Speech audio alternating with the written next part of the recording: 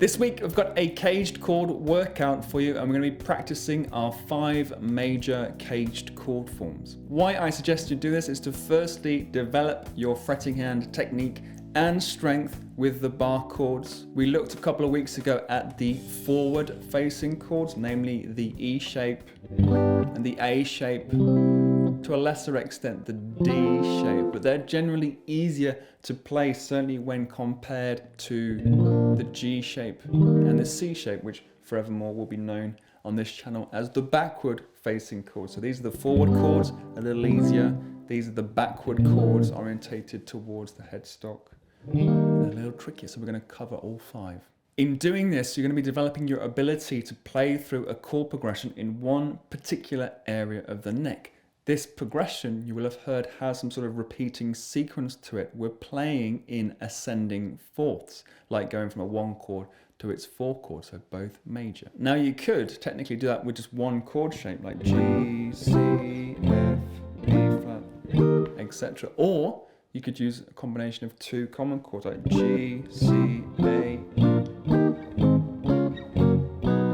that kind of idea, which is valuable, but it's moving around a lot. We're going to be really honing in on one area of the fretboard and getting you confident with playing through a 1-4 wherever you are and whichever chord shape you have in the hand. The third thing is that this will be huge for your lead playing. If you have been with me here for any time, or especially if you are a student of Guitar Blueprint, you will know that upon bar chord shapes, you can put arpeggios, pentatonics, even 7-note diatonic scales. So the ability to see these moving chord shapes will be hugely beneficial for your lead playing in that chord tone soloing, hitting those sweet notes. Why a 1-4 progression? Because it is one of the most common in popular music, and it also ensures we're working with just major chord forms. A couple of approaches to dealing with a progression in ascending fourths. The first one, if you're not particularly theory minded, is to think about just what it looks like on the fretboard. If we start upon the G, which we will do with the exercise, so G rooted upon the E string at the 3rd fret.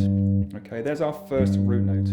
Now, when we go up in fourths, we can very simply just move down to the string below. So in the same fret, A string on the 3rd fret, I have the A shape for a C chord. That's a 1-4. If I'm here on string 5, a 4th above, that will be in the same fret on string number 4. So there is my F chord.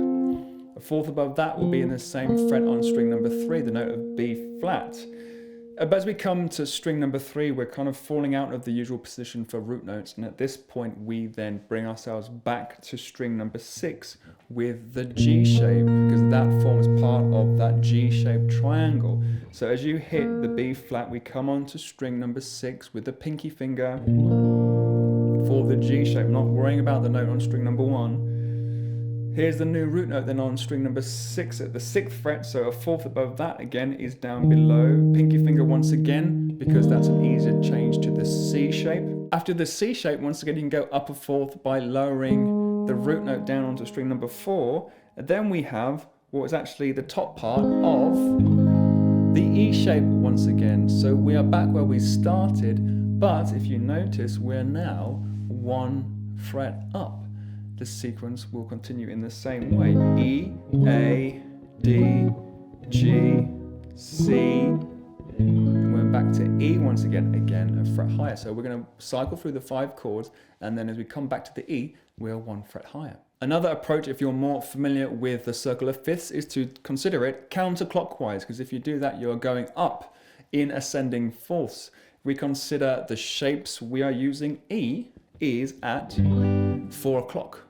On the circle of fifths. Okay, as we go up a 4th, we go counterclockwise, then we're on the A shape, staying in the same playing position, then D shape, and then we're at G shape. Now the hand's not moved, we're still in that 3rd position, then we're at C shape. But then we would be at F on the circle of fifths. We don't have an F shape, but if you consider a C in the open position, just regular C major, if you want to go to its 4, you go to F. Now what is this? Well, this is an E shape of the F chord, right?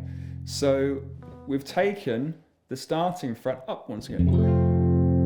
So C to F. And that's what we're doing with this cyclical chord progression. As we hit the C shape, we're back to E. So that's another way you can think about that circle of fifths, but going counterclockwise, E, A, D, G, C, E, A, D, G, C, E, A, D, G, C. Taking you through the chord shapes in a little more detail then, we have the E shape first of all, G major, rooted on G. Then upper fourth, we're rooted upon C. We're going to use the A shape. I use finger 3 here to press into strings 4, 3 and 2 at that 5th fret. String 1 is muted, I don't play that. Then we go to the D shape. Now the traditional sort of cage shape is that, but what I prefer to do, what I recommend you do if ever you use the D shape in a chord progression, is to be adopting the inversion. So that third on string number 1, we place it onto string number 6 in the same fret, and then we have what is an F over A, a D chord shape with the third in the bass. That moves nicely then into the G shape. Okay, nice grip to know. All right. So then as we're into the G shape, I don't use anything on string number 1. String 1 is muted. Can optionally put in the third on string 5 with finger 3. Finger 2 is doing nothing here, but I'm playing that up to string number 2. For the C chord shape, I just tend to focus in the middle 4 strings, but of course you can go right through that. We're muting string number 6, and then you're back to the E shape once again. Let's give that a couple of rounds then, just in free time. So 1 to a 4.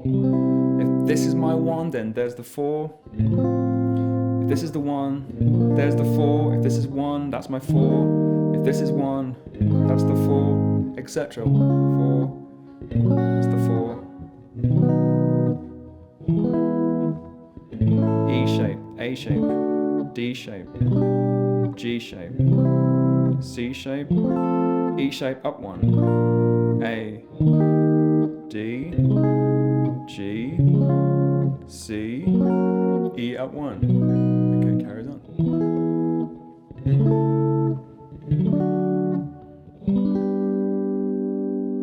So firstly, just get these chord shapes down, get them clean, make sure they're coming out nice and cleanly, do it in free time, then bring in that focus, get a metronome going, work it at whatever tempo works for you and whatever kind of rhythmic feel, whether that's a whole note or half note, quarter notes if you like, if you can really get it going.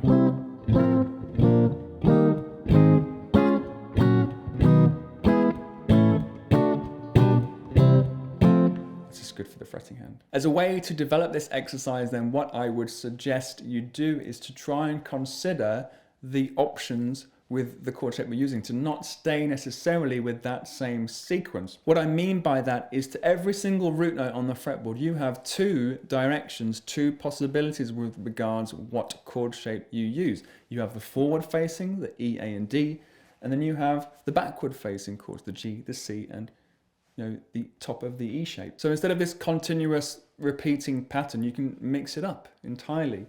So if I start randomly just right here, I'm on the chord of B flat, right?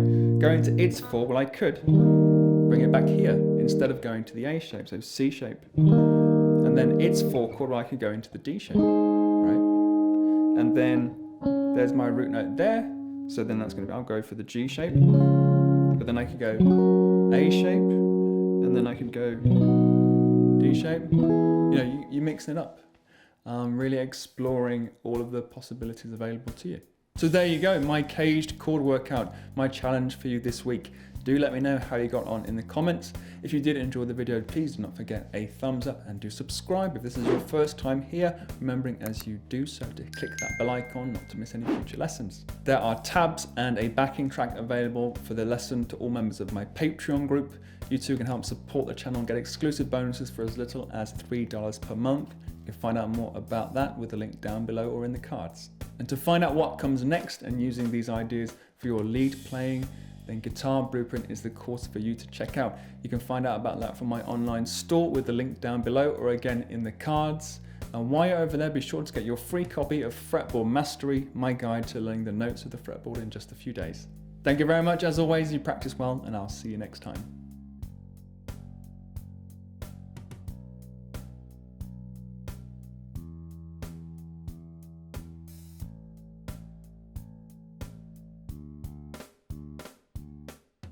Please do let me know how